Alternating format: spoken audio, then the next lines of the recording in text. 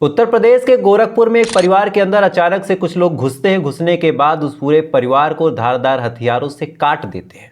उस घर की बड़ी बेटी कमरे में मौजूद थी, उसको बाहर से बंद कर दिया गया। बंद करने के बाद लड़की लगातार चीखती ही चिल्लाती है, लेकिन किसी ने उसके ऊपर तरस नहीं खाया। उसकी माँ को और उसकी छोटी बहन को बुरी तरीके से काट दिया। काटने के बाद वो लोग बाहर चले गए।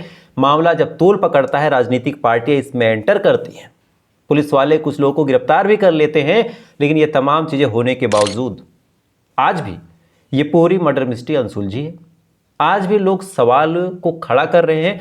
आज भी ऐसा लग रहा है कि पुलिस कुछ तो गलती कर रही है, पुलिस से कुछ छूट रहा है, और कहीं ना कहीं आम जनता को एक डर सता रहा है कि कहीं ऐसा ना हो कि शासन सत्ता और पॉलिटिकल पार्टियों के दबाव में आके गलत लोगों के ऊपर कार्रवाई हो जाए।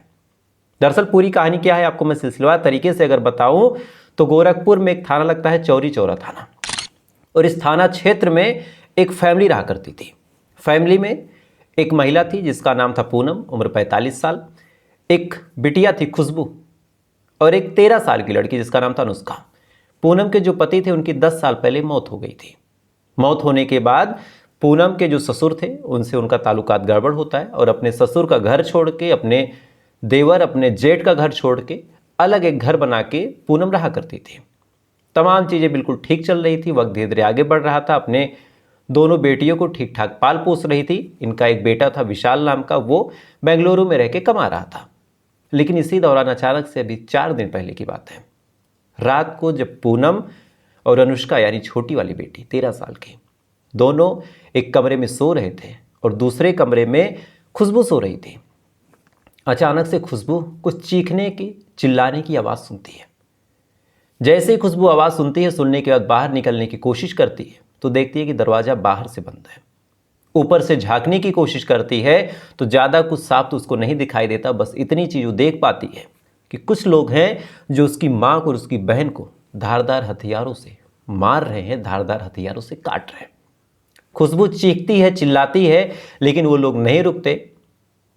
बेरहमी से, बेदर्दी के साथ माँ बेटी का कत्ल करते हैं। कत्ल करने के बाद वहाँ से फरार हो जाते हैं। इसके बाद खुशबू अपने बुआ को फ़ोन करती, पुलिस को फ़ोन करती है और पूरा घटनाक्रम बताती है। बुआ और पुलिस भाग के मौके पे आते हैं। आने के बाद सबसे पहले दरवाज़ा खोलते हैं, खुशबू बाहर निकलती है। उसके बाद पुलिस वाले पूछते हैं क्या हुआ। जब पुलिस वाले पूछते हैं तब पूरा घटनाक्रम बताती है कि कैसे कुछ लोग आते हैं और आने के बाद उसकी माँ को और उसकी छोटी बहन को मार देते हैं। अब पुलिस वाले बॉडी को रिकवर करते हैं, पोस्टमार्टम के लिए भेजते हैं, जांच पड़ताल शुरू करते हैं और सबसे पहले खुशबू से ही पूछते हैं कि क्या आपको किसी पे डाउट है। ये सवाल जब खुशबू से पूछा गया तो खुशबू ने एक जवाब दिया। दरअसल खुशबू ने कहा कि इस गांव के जो कोटेदार हैं संजय का मेरे परिवार से झगड़ा चल रहा था, मेरे परिवार से रंजिश चल रही थी और संजय ने ही कत्ल करवाया।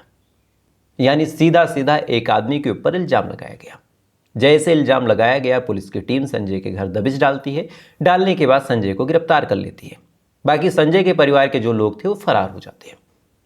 मामला शांत, मामला पूरी तरह सॉल्व। लेकिन अब इस पूरी कहानी में अलग अलग पहलू है। दरअसल कुछ राजनीतिक पार्टियां इन दोनों घरों पे पहुंचती हैं, क्योंकि जिसके घर के 2 लोग मारे गए थे, ज़्यादा संवेदना, ज़्यादा सहानुभूति उन लोगों के पास थी।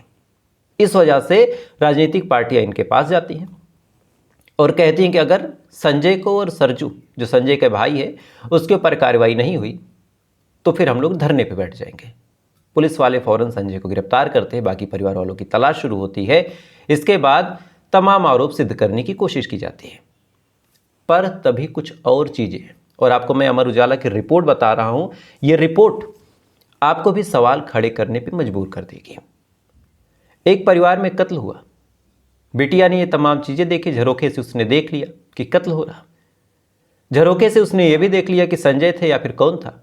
लेकिन 2-3 चीज़ें, जब कत्ल हो रहा था और खुशबू चीख चिल्ला रही थी अपने हिसाब से, तो चीखने चिल्लाने के दौरान खुशबू की चीख आसपास के लोगों ने क्यों नहीं सुनी?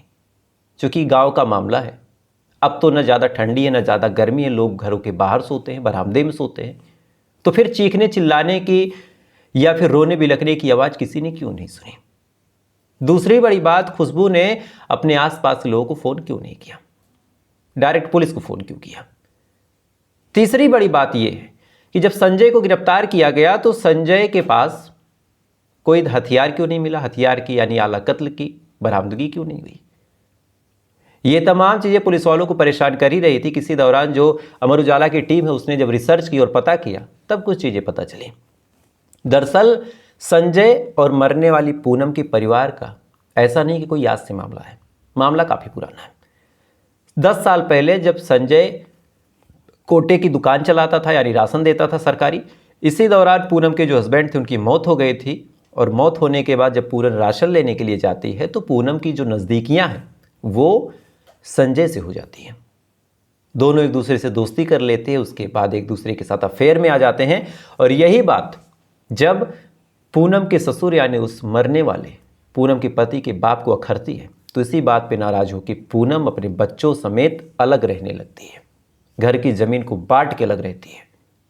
साथ ही कुछ टाइम पहले इसी दिसंबर साल 2024 में, मतलब 4 महीने पहले की बात है, 3 महीने पहले की बात है, जब अचानक से जो 10 साल में रिलेशन में रह चुकी थी वही महिला पहुंच जाती पुलिस स्टेशन और पहुंचने के बाद उसी संजय के ऊपर छेड़खानी का एफआईआर दर्ज करवा देती है।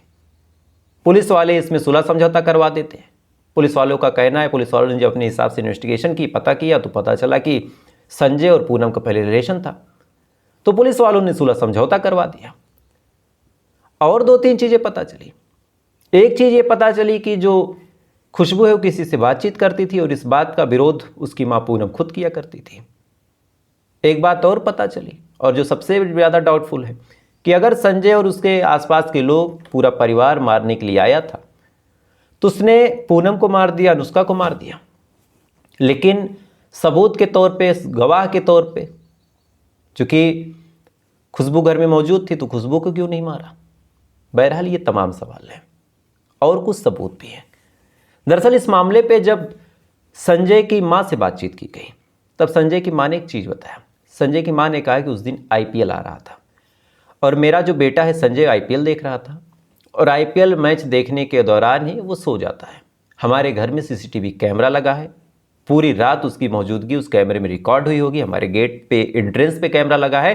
पुलिस वाले अगर दबाव में काम ना करें तो हम सीबीआई जांच की मांग करते हैं और ये चेक किया जाए और सबके सामने चेक किया जाए कि सीसीटीवी कैमरे में मेरा बेटा या फिर मेरे घर का कोई सदस्य संजय निकलता हुआ दिखाई देता है या नहीं। साथ ही एक और थ्योरी आसपास के लोगों की है। आसपास के लोगों का कहना है कि अगर संजय ने कत्ल किया तो संजय भागा क्यों नहीं, और अगर कत्ल किया तो फिर कत्ल करने वाला हथियार कहाँ है। ये तमाम चीज़ें चल ही रही थी। इसी दौरान एक और पहेली निकल के सामने आई। दरअसल जहाँ पे अंतिम संस्कार किया गया था वहीं के आसपास किसी ने 2-3 किलो कपूर जला दिया। तो पुलिस अब इस मामले को तंत्र मंत्र से भी जोड़ के देख रही है कि कोई मन्नत थी क्या, कि अगर पूनम और अनुष्का को हम मार देंगे तो ये करेंगे। बहरहाल सवाल कई हैं, जवाब कोई नहीं। लेकिन आज गोरखपुर के अंदर एक घर के अंदर अचानक से कुछ लोग घुसते हैं, घुसने के बाद मार देते हैं, मारने के बाद कुल्हाड़ी से काट देते हैं। एक लड़की जो दावा कर रही कि मैंने सब कुछ देखा है, उसने मरने और मारने वाले की शिनाख्त कर दी, लेकिन इसके बावजूद कई ऐसे सबूत हैं, कई ऐसे सुराग हैं जो गिरफ्तार हुए आरोपियों को बाइज्जत बरी करवाते हैं। इनमें से फ़ोन कॉल भी है, इनमें से सीडीआर भी है, सीसीटीवी कैमरा भी है और तमाम ऐसे सर्कमटेंशियल चीज़ें। तो क्या शासन और सत्ता, देखिए एक चीज़ आप हमेशा जान लीजिए, कई बार ऐसा होता है कि कोई बेगुनाह होता है, पुलिस वाले अपने हिसाब से जांच पड़ताल भी करना चाहते हैं, लेकिन पुलिस के सामने ये राजनीतिक पार्टियां जब बैठ जाती हैं, दबाव बनाती हैं कि नहीं, तो एक तरफा कार्रवाई भी हो जाती है। खैर, अगर आप उस एरिया के आसपास के हैं तो आप कमेंट करके जरूर बताएं कि एक्चुअल में क्या हुआ है। लेकिन अमर उजाला और अलग अलग टीमों की जो रिपोर्ट है यही कहती है। मुझे लगा इस वीडियो के माध्यम से आपको इस पूरी घटना के बारे में बताया जाए। तो आपकी क्या राय है, कमेंट जरूर कीजिएगा और ऐसी अपडेट के लिए आप चाहें तो प्रखर ट्रू क्राइम को फॉलो कर सकते हैं। तब तक अच्छे रहिए, खुश रहिए। जय हिंद, जय भारत।